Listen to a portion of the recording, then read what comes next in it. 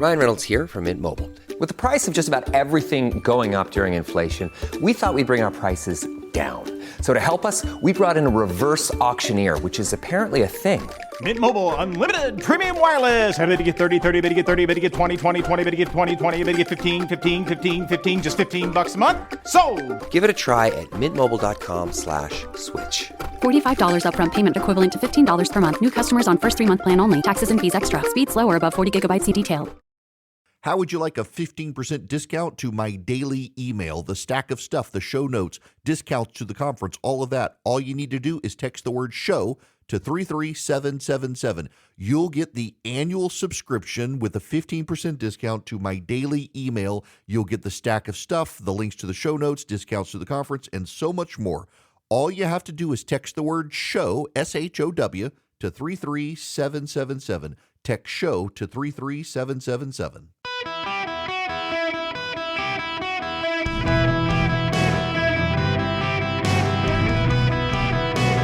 Welcome to the Eric Erickson Show podcast, Hour 3. No, this really, I welcome. It's Eric Erickson here. Open line Friday, 877-973-7425. No, I really can't make this up. A Silver Lake neighborhood councilman who now goes by the name Maybe, M-A-E-B-E, Maybe. A middle initial, girl last name, maybe a girl. A drag queen on the Silver Lake Neighborhood Council got a resolution passed to remove no U-turn signs because they were homophobic. And the Silver Lake Neighborhood Council in Los Angeles has taken down the no U-turn signs because of homophobia. For their traffic signs. But just so we're clear, the traffic signs telling people you can't make a U-turn here, they've been taken down as homophobic. You can't make this stuff up. It is insanity. Now, your outrage of the day comes courtesy of the Hamas newspaper called the Washington Post, mouthpiece of Hamas in the United States. By the way, if you subscribe to the show notes, you'd see this. It's the very first link. This is the headline at the Hamas Post. Donald Trump, potential future oldest president, turns 78. President Biden has faced more skepticism in the campaign from voters over his health and acuity, polls show. But Trump's septuagenarian status has also drawn notice from some voters and experts on aging. The Hamas Post has avoided grappling with Joe Biden's age, but suddenly wants to make Donald Trump's age an issue. The same Hamas Post has this story, headline, Red States Strike Deal to show controversial conservative videos in schools. A privately funded effort to use disputed videos to teach conservative values in public schools is gaining traction as Louisiana becomes the 6th state to endorse educational materials produced by Prager University. PragerU is not a university, but a nonprofit that produces short videos that push patriotism and conservative views of history, race, sex, and gender, among other topics.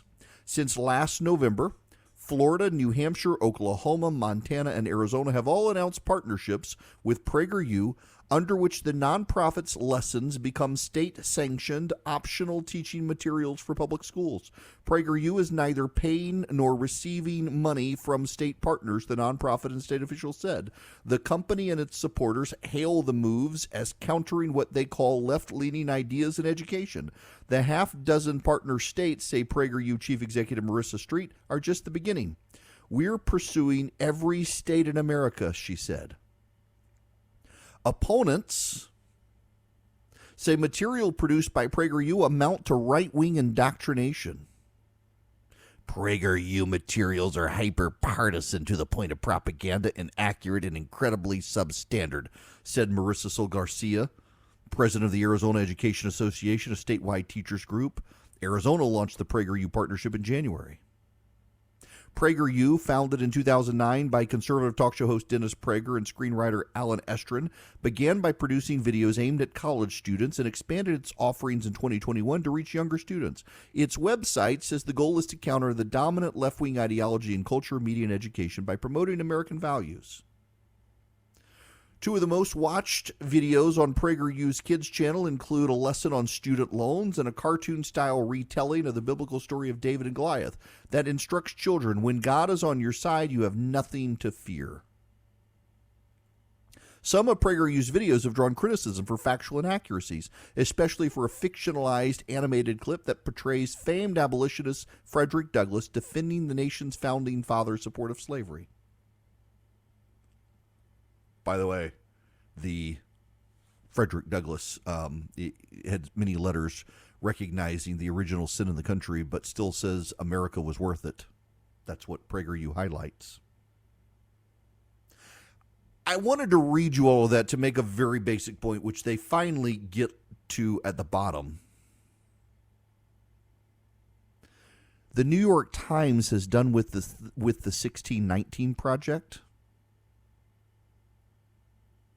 And the Washington Post never complained, and only now mentions it in a blurb that they say the introduction of PragerU to public school classrooms is a much-needed course correction after years in which schools adopted implicitly or explicitly left-leaning lessons based on materials like the New York Times 1619 Project, which positioned slavery at the heart of the nation's founding.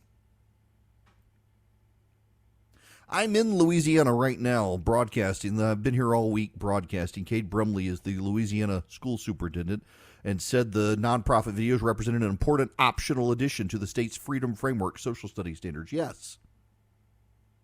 The national press was not upset when the 1619 Project took off in schools. For those of you who don't remember the 1619 Project, the 1619 Project was a work premised on Nicole Hannah-Jones's fantastical revisions of American history, which claimed that slavery was at the heart of the American founding, and that the American founding was not in 1776, but actually 1619, when the first slaves set foot on the North American continent in Virginia. And then went on to claim that the founders in the country founded the United States to preserve slavery as the British Empire was abandoning slavery. The problem here is absolutely factual history. The British did not ban slavery or the slave trade until well after the founding of the United States, and several of the founding colonies had banned slavery in the early 1700s before the founding. And even Thomas Jefferson, writing in 1775 and 1776, insisted the nation would have to ban slavery, and the first draft of the Declaration of Independence actually called for an eradication of slavery.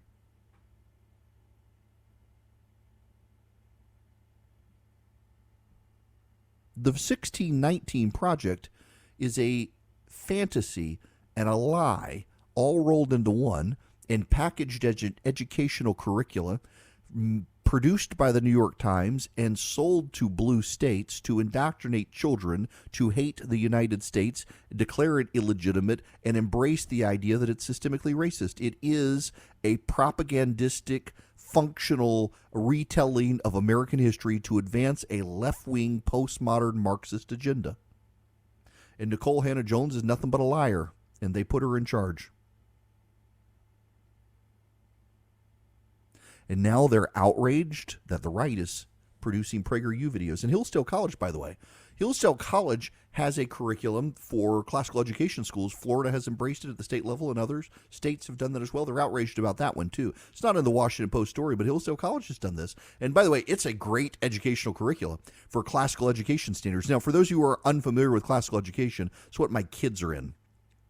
You have a logic school, a rhetoric school, your lower and your upper school. In the logic school, the elementary school, you memorize the facts. You memorize lots and lots of facts, and you study history, and you learn the basics of math, and you learn the facts in science and social studies about the country. And then you get into middle and high school, and you start synthesizing and analyzing those facts to build comprehension and logic and reason And it works very well. You learn Latin in elementary school so that you can better understand language and the structure of language. They actually still make the kids diagram sentences in most classical schools. And then our kids has a Christian component where they have to take systematic theology, and they've got to study the book of Romans and stuff like that. What we found, so our daughter decided not to go to Georgia Tech for a lot of reasons. A lot of it, the woke agenda she encountered while she was there with programs. And it's kind of funny. I encounter people at Georgia Tech, and they're like, oh, they say this doesn't happen on campus. Like, my daughter literally was taken into a room that had LGBTQ safe space over the door and talked about with pronouns in the engineering department she was interested in. Don't tell me it doesn't happen. I was in the meeting with the woman who wore the Ask Me About My Pronouns button. But my kid attended a summer school program, and she was really had a lot of anxiety about doing it because she was our kids' classical Christian education school does not have a lot of money. The computers are outdated. They do not have the wealth of resources that a lot of public or private schools have, and even some public schools. We don't have a lot of wealthy families in the school. My wife and I give as much as we can, but you got people who are like scraping pennies together to try to get their kids in the school. The teachers don't even have health insurance. They don't make enough money, and the school doesn't bring in enough to cover health insurance for the teachers. It really is a labor of love. That's how poor the school is, but it's a brilliant education, and we found that out when my daughter went to this program at Georgia Tech, and she was with kids from magnet schools and STEM schools and rich private schools from New England and Chicago and Puerto Rico. And she was the only kid who could stand up and give a presentation, like the only kid who could engage with the questions asked by the faculty, because that was part of the component of a classical education school, is she had to be able to stand up and use the Socratic method and be argued and give presentations and be challenged on the presentations in the middle of the presentation, to be pulled off her train of thought, to answer questions and learn how to get back to her train of thought. So it was all part of classical education. She literally was the only kid who could do it, and she had to be the one who stood up and delivered all the presentations. Every single presentation for the entire thing, she was the one who had to do it. And what was so great as a parent, I got to say, is that she was mad at us, my wife and me. She was mad at us for making her go to the school, because she would come home and say, my friends, they go to this particular charter school, and they've got bleeding edge computers, and they've got this robotics class, and they've got all this other stuff. And yes, there's a lot of homework, but they have all of these things and all of these nice things and all these amazing classrooms and all of these supplies, and they use tablets instead of textbooks, and on and on. And then she goes to Georgia Tech, and here are all these kids from all these fancy schools with all the lavish equipment, and she was the only one who could stand up and talk to the adults. Suddenly put her mind at ease. The left has given up on education in public schools and essentially moved to indoctrination. They're using the 1619 Project and the like.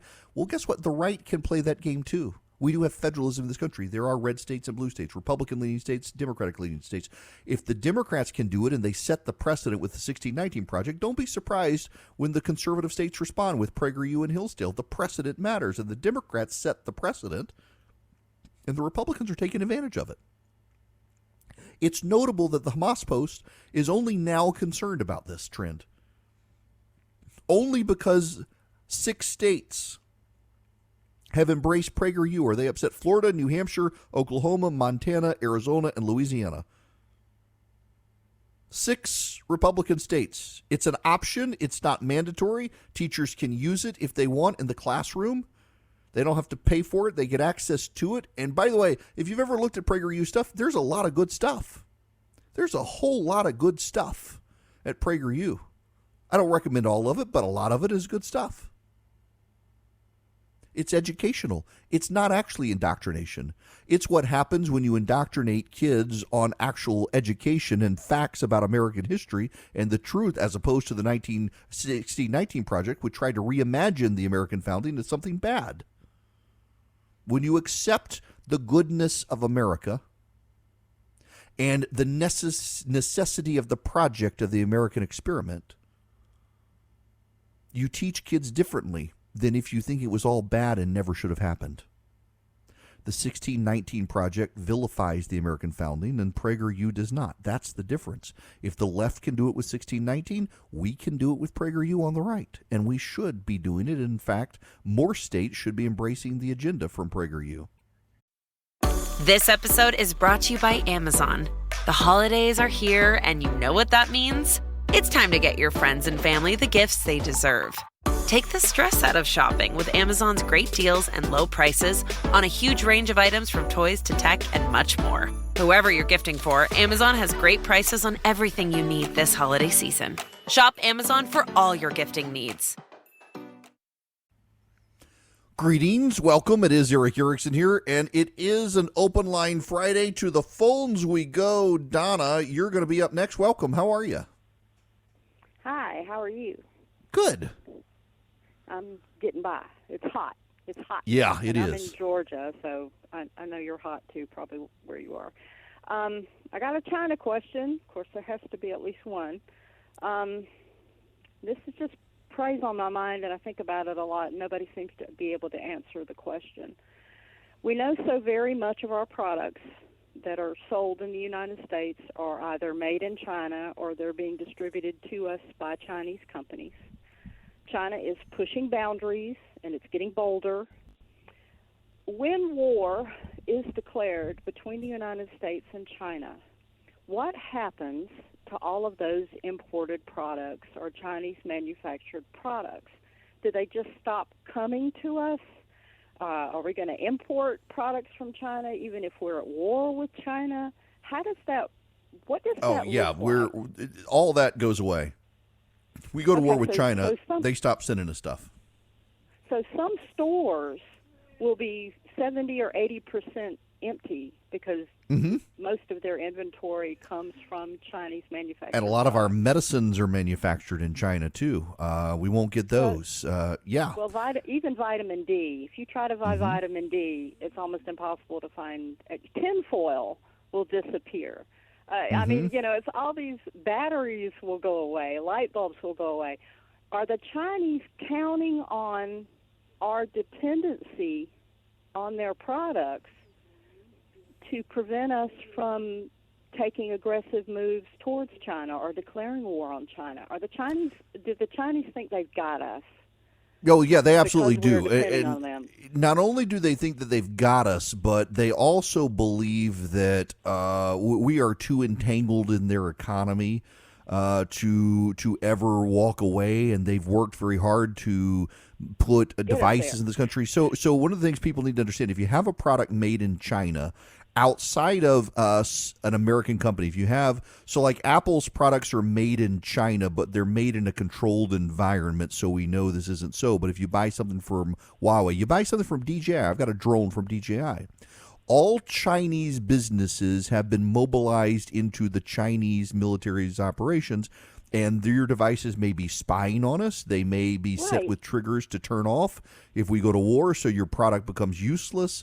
They can spy on you through your home camera system, things like that. We've got a massive problem that a lot of people don't realize. Now, Donna, I got to let you go there. Thanks for the call, but it's a huge problem. We can distinguish a company like Apple that makes its stuff in China because of how much control it has over the supply chain. But a company like DJI, which is a Chinese-based company, or look at what they do with TikTok. Through TikTok, we've got huge national security issues there, which is one reason we need to divest from China. We can't bring it all back here, but we can send it to allies that can also produce things cheaply. You know, it's a huge concern between bank collapses with hundreds more teetering on the brink and regulators fighting an unwinnable war. It seems like they are. This factors into 22-year high interest rates. I know Swiss America has been the trusted leader in precious metals for 40 years, and I know they've been warning people about the secret war on cash for some time. If you're interested in safeguarding your hard-earned assets from this secret war, you need to listen, get this critical free report. It's rated A+ by the Better Business Bureau. Swiss America is. They can educate you on how you can protect your assets in their shocking free report, The Secret War on Cash. I watched The Secret War on Cash on YouTube, and it was fascinating. By the way, you can go to SwissAmerica.com/YouTube and check out their YouTube channel and see The Secret War on Cash report. The report takes less than 15 minutes to read. It can save your retirement. It can save your finances. Get your free copy by calling or texting 800-289-2646. All Out War on Cash is growing daily. Read The Secret War on Cash report for free. Message and data rates may apply. 800-289-2646. This episode is brought to you by Opel, the first over-the-counter daily birth control pill available in the U.S. Opel is FDA approved, full prescription strength, and estrogen-free. Plus, there's no prescription needed. Finally, the days of needing a prescription for birth control are over. Opel is available online and at most major retailers. Take control of your health and reproductive journey with Opel. Birth control in your control. Use code BIRTHCONTROL for 25% off your first month of Opel at opel.com. Hello there, welcome. It is Eric Erickson here. The phone number 877-973-7425. Should you wish to be on the program, I am going to go to Mike. Rarely does Charlie tell me I have to take a call, but Mike, you blessedly are one of the ones he says I must take your phone call, so don't screw up. Oh, I won't screw up. What's going on? Well, you just had the caller on that was talking about the potential war between China and the United States and how that would affect the goods that we import from them. And I just wanted to make sure that everyone knows that they can kind of relax on that front. China does not want to go to war with the United States. They're heavily invested into our system. The reason I say this, and the reason I can say this with confidence, is I happen to work as an analyst in the field that looks at that type of thing, geopolitics, energy, trade, and how that affects, future outcomes.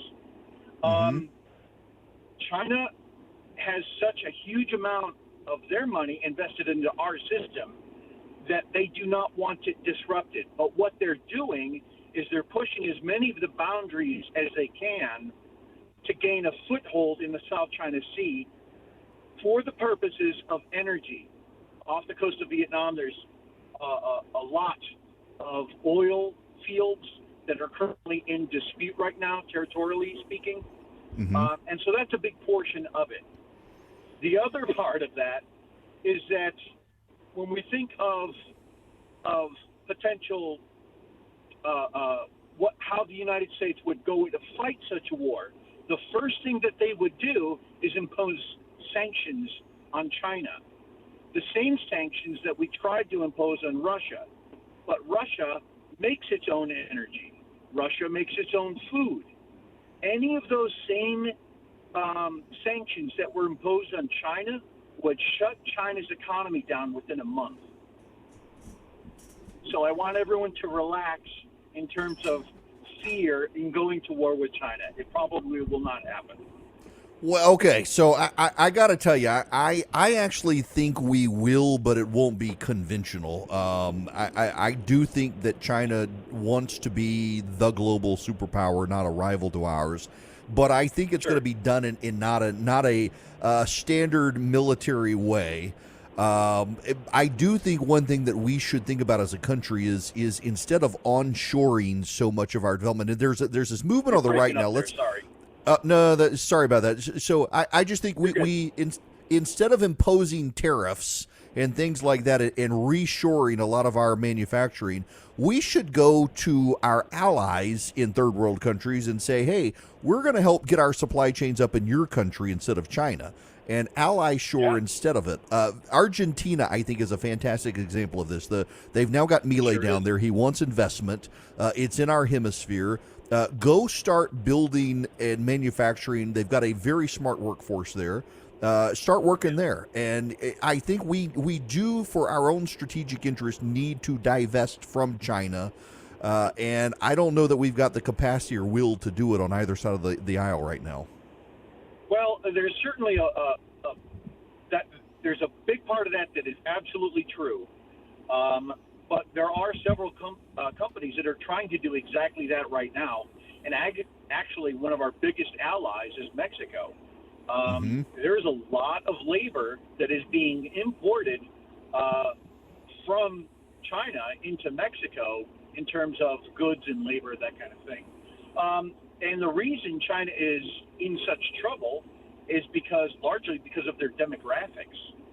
It is they're the oldest aging country on the planet, and they're also the country with the most number of geopolitical barriers, i.e., they're going through an energy crisis, they're going through a food crisis, they're going through a water crisis, all at the same time. And when you compound all of that together, it has been speculated that would be a country that could potentially fail before the year 2030.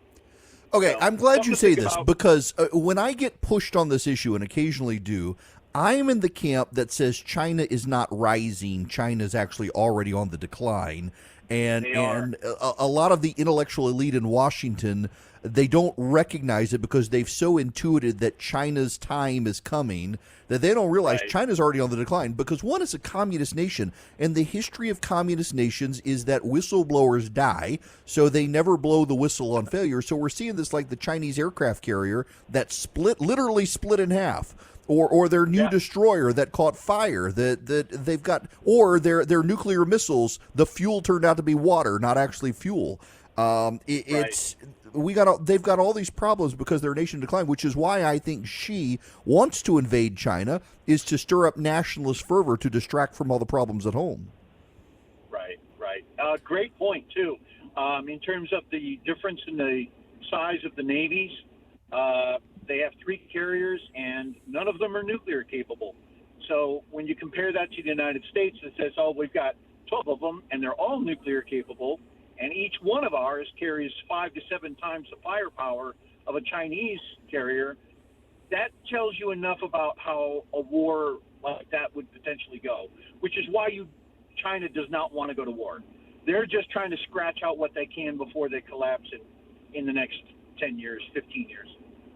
So, all right, Mike. Anyway, listener Noah emailed us. Listener Noah emailed us and said that you're spot on. China's more dependent on us, and I'm spot on. We need to go to Latin America. So we've won over the callers together, and the listeners together, Mike. So I appreciate your phone call a ton. Hey, one last thing, if I can. As long as you're not recommending more motorcycle stuff to my wife like that caller earlier, who's now got my wife spending money. I am a co-host on a podcast that, if it's okay, can I get a plug? Sure. Okay. For everyone who's watching, I'm anonymous, so you won't know who this is, but if you follow the Don't Unfriend Me show on Facebook, YouTube, Spotify, I think it's also on Spreely TV and Wimkin TV, it is an excellent podcast. I'm a co-host, and we tackle these types of subjects all the time.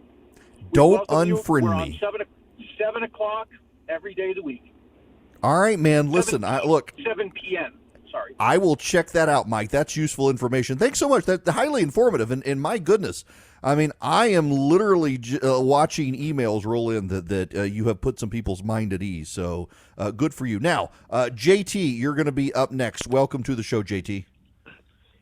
Good afternoon, Eric. How are you? Good. What's going on? Oh, not much. Glad that it's Friday, and Kathleen Kamala is at Hartsville Jackson, so she should be out of here. I think. I'm sorry, I mentioned Kamala. I'm supposed to go. Sorry.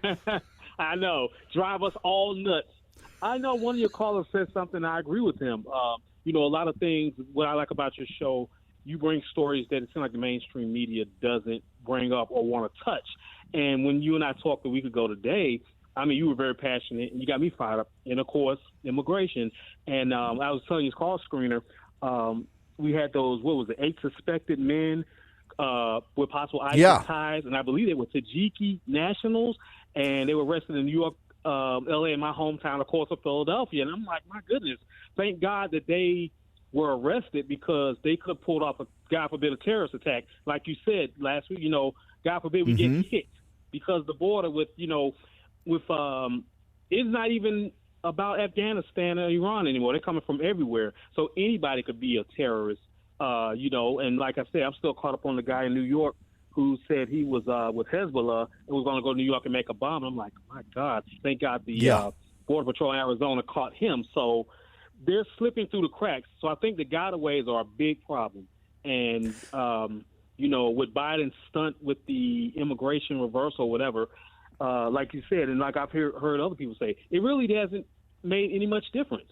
The cartels are kind of, figuring out, I guess, how to filter people in and all that, all that garbage. But it's, we're still at risk. We're still at risk. And not only are we still at risk. Go ahead. No, I was going to say you have the Olympics coming up in France next month, and it's like you would think most terrorists are licking their chops. God forbid they try something. So, we have to be on guard. And like I heard last week, with Christopher Wray mentioning, no one is really listening, at least from the Biden administration. It's almost like it's water off their back. You screwed up the border, you put us at risk, you're not doing anything about it. You're not. And in fact, ISIS has already given France warnings that they're planning something. And in this country, we had the 8 guys the other day. Yeah, ISIS literally produced a video warning France to take cover, and they had the Olympic rings in the video. It was wild. It came out like 2 weeks ago, and hardly anybody even mentioned. Just kind of shrugged their shoulders. Now, JT, I want to play some audio for you. I'm sorry, you're talking right as I was letting you go. Listen to this though, JT. Listen to this. This is from today, everybody. This is from today. Prosecutors told a judge that the arrest prevented a, quote, potential disaster, not just for New Yorkers, but the entire country. Police say 27-year-old Judd Sanson appeared nervous when they pulled him over. They say he told them he was visiting his uncle. NYPD officers say the weapons they found in the car include a pistol, a machete, a switchblade, knives, a hatchet, and a makeshift axe. We really don't know where he was going. We only know that he was a few blocks from the airport. We only know that he was driving with a license plate that was blacked out. Officers also say they found 179 rounds of ammo, including 4 high-capacity magazines and a baton with phrases written on it. Left me no choice. You gonna learn today. And in Arabic, asking God for forgiveness. Queens District Attorney Melinda Katz says that's why she charged him with intending to use the gun. All of these expressions added together with all of these weapons, all of this ammunition, everything that was in that car, we're not taking any chances. Investigators are especially concerned by the MTA vest found in the car and the bulletproof vest with an NYPD patch inside a pouch. Arrests of this magnitude, the amount of ammunition, NYPD paraphernalia in the car was significant. Transit uniforms that can be used almost anywhere in our subway system or in our transit system. Prosecutors say Sanson provided an address in Jamaica, Queens, where police say Sanson's father later gave them permission for a search. They say they found an empty firearm lockbox with a serial number that doesn't match the gun they found, so they're still searching for that weapon. Katz did not rule out the possibility of more charges. At the moment, we don't have terrorism charges, but we are still continuing the investigation. That's in New York today, people. Today. There are now late afternoon suspicions this guy was tied into an anti-Zionist movement. This happened today in the United States of America, and yesterday 8 people from Tajikistan who crossed the border illegally were arrested after online chatter about making bombs in the United States. And last week, a guy in Arizona was arrested tied to Hezbollah who said he intended to go to New York and blow the place up. We got problems with our border, and Biden is in denial. Americans for Prosperity Foundation has been taking people to the border. This is really a perfect segue because they've been taking people down there to show them the humanitarian costs, the ecological toil, the things that are happening down there. And then Americans for Prosperity actually has a roadmap of common sense solutions the nation can deploy to secure the border. And they're common sense conservative solutions like, for example, build a wall, hire more Border Patrol, process amnesty requests faster, hire more judges to do it. In areas where a wall is not effective, use technology. All of these things are possible. All these things should be done. Americans for Prosperity is mobilizing people around the country to tell Congress these are easy lifts. We don't need a comprehensive plan. Do these things, secure the border, look at what's happening. You can see it for yourself. Americans for Prosperity has set up a website where you can go to and find out more. SecureBorder, SecureAmerica.com. The website again is SecureBorder, SecureAmerica.com. Secure Border, SecureAmerica.com. It's brought to you by Americans for Prosperity. They're a do tank, not a think tank. They go across the country doing the business of the conservative movement, reminding Americans about the common sense conservative solutions that can put us back on the right track. Go to Secure Border, SecureAmerica.com today. Welcome. It is Eric Erickson here across the United States of America. It's too late to call in. I want to say something right now, heartfelt. I know. I'll try not to get sappy. Dads matter. Father's Day is this weekend.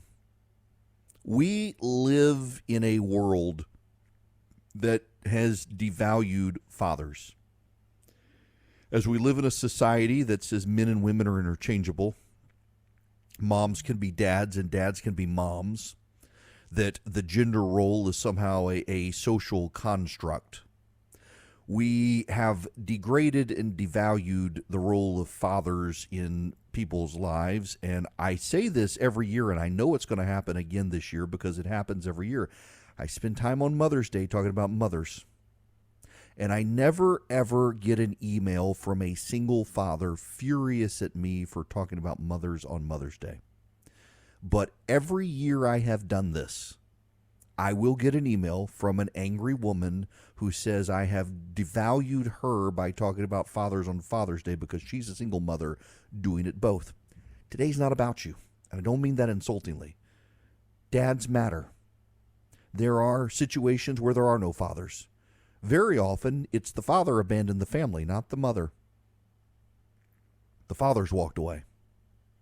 And I want you dads to know that when you walk away from your family, you are causing lifetimes of trauma on the kids you're abandoning. You matter. The society may tell you don't matter. You may decide you don't matter, but you do. There's a growing body of research out there that girls who have good relationships with their biological father are less likely to be pregnant as a teen before marriage. Boys who have their father in the home are more than 3 times as likely to go to college than jail. And boys who do not have a father in the home are actually more likely to go to jail than to college. Dads matter. I always like to point out, I think it's a great story, whether you believe it or not, the story of Noah in Genesis, that Noah finds favor in God's eyes, and so his sons and their wives are spared the flood. The sons were worthless. They didn't find favor in God's eyes. Noah did, but the whole family was protected from the flood because of the father. The fathers matter. Right out of the gate in the Bible. But we see it in history as well. Fathers matter, and having a relationship with your kids matters. And if you've screwed up your relationship with your kids, there is always time, as long as you're breathing, to try to patch that up. But also, it's not just biological dads. Stepdads, adopted fathers, you matter too. Kids want a mom and a dad. And the wild, weird society we live in today has degraded parents. They're interchangeable, they're unnecessary, they can be swapped out. But you matter. Kids want someone to look up to and make them feel safe. Kids want that. They need that. They want a mom, they want a dad. Some kids don't have a father, and they're looking for someone to fill the role. There are a lot of fathers who have passed psychological trauma onto their kids because they weren't dads. They were just a donor. But dads matter. If you can build a relationship with your kid, it's worth doing it. I hope all of you who are dads have a fantastic Father's Day this weekend. I intend to sleep late. That's my Father's Day gift. And then my wife has instructed me I'm to go to Barnsley Gardens without the family and hit golf balls some weekend soon. That'll be my Father's Day present, is for me to abandon my family and just go hit golf balls for a weekend and smoke cigars. That's what I'll do, but not this weekend. I'll be with my family. I hope you're with yours wherever you are. I hope you have a wonderful Father's Day weekend in general, and I'll be back in Georgia next week. Talk to you guys then.